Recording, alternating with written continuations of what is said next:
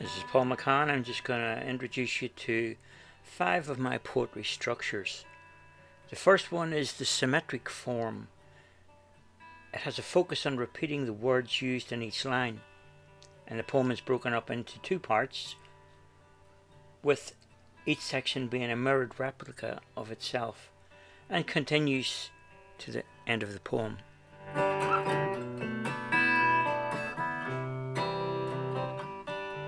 From Here to There by Paul McCann. A lifetime spent on bended knee, a lifetime spent. I beg of thee, turn and repent, I beg of thee. We leave behind this mortal life we leave behind.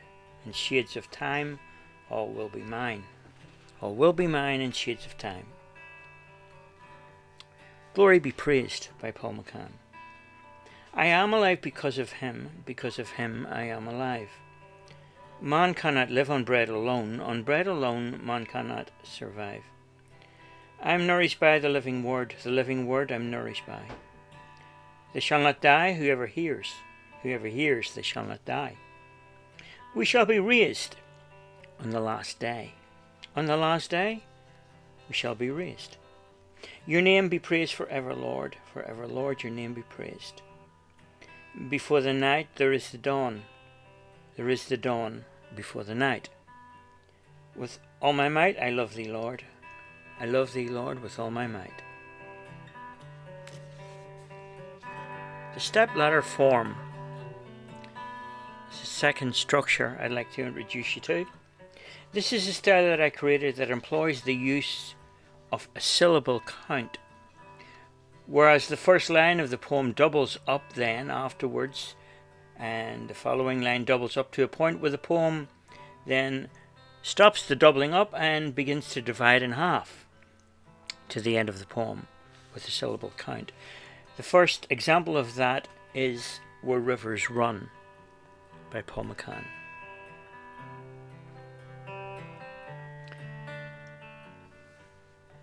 Sheet rain fell down again on the other side of the road. Gardens were watered, and on houses block gutters had overflowed.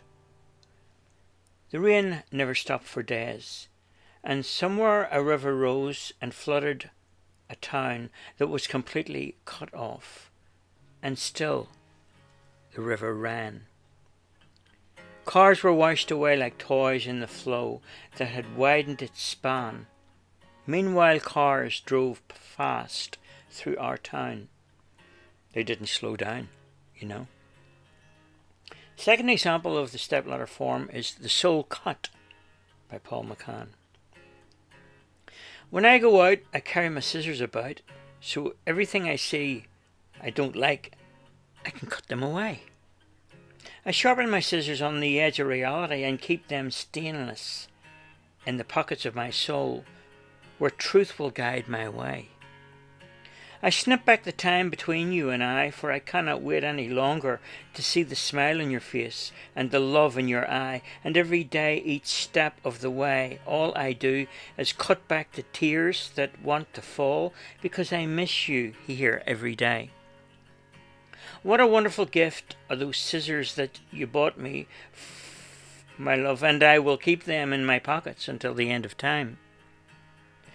I'll never cut back forever, as being with you there is fine. There is no end to its measure. The heart's treasure is you.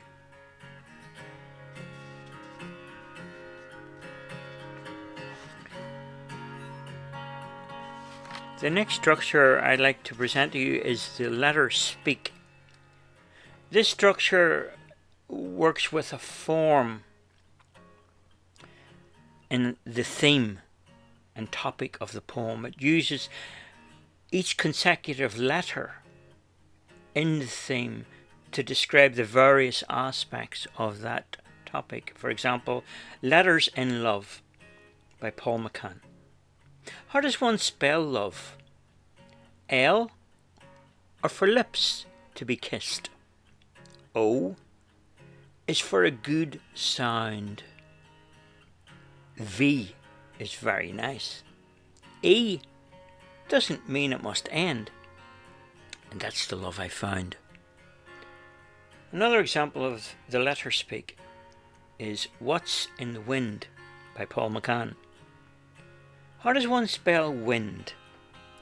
W is for the whoosh it makes, and I is for what's incoming with it. N is for the nature of its character, and D is for where it domains, in and after its flit. Another structure I'd like to present to you here is the line down. This is a style I created where the first line creates the poem. The first word of the line is as it is, and then the structure begins with the second word, which is on the first line, becoming the first word of line 2, and then the third word on the first line becomes the first word in line 3, and the fourth word on the first line becomes the first word in line 4, and so on. It continues. The example of that is Coming Out of the Cave by Paul McCann. There are 10 words in the first line of the poem, and as you see, each consecutive word will be the beginning of the next line of the poem. There was a man who lived in a dark cave. So that's the first line. And the second word in that line is was. Was he hiding or was he in his grave? In the first line, the third word is a. So in the third line, a saint or a hermit or a caveman. In the first line, the fourth word is man. So in this line, man had knowledge. He was part of the plan. In the first line, the fifth word is who. So in the next line of the poem, who left the cave? We did before our birth. In the first line, the sixth word is lived. Lived in love just for a while here on earth. In the first line, the seventh word is in. In time we evolved and now we are here. In the first line, the eighth word was a. And in the next line, a spiritual world is ever so near. In the first line, once again, the ninth word is dark. So dark to the night and lost within sight. And in the first line, the 10th word is cave. So in the last line of the poem, cave creatures coming back into the night light. So reading the poem in its entirety. There was a man who lived in a dark cave. Was he hiding or was he in his grave? A saint or a hermit or a caveman? Man had knowledge, he was part of a plan. Who left the cave? We did. Before our birth. Lived and loved just for a while here on earth. In time we evolved and now we are here. The spiritual world is ever so near. Dark to the night and lost within sight. Cave creatures coming back into the light. And in this final structure I'd like to present, we're going to look at the vowel in, where in this structure it employs the use of the vowels with each consecutive word in the poem beginning with each of the consecutive vowels from A through to U, and it continues to the conclusion of the poem. An example of that is Speak Uneasy by Paul McCann. An English intelligence officer underwent an extensive interrogation on using alliteration. Eventually, instead of understanding adjacent evidence in oral undertones and expressions, it outspoke ultimatums. I just want to thank you for your time today listening to these 5 new poetry structures.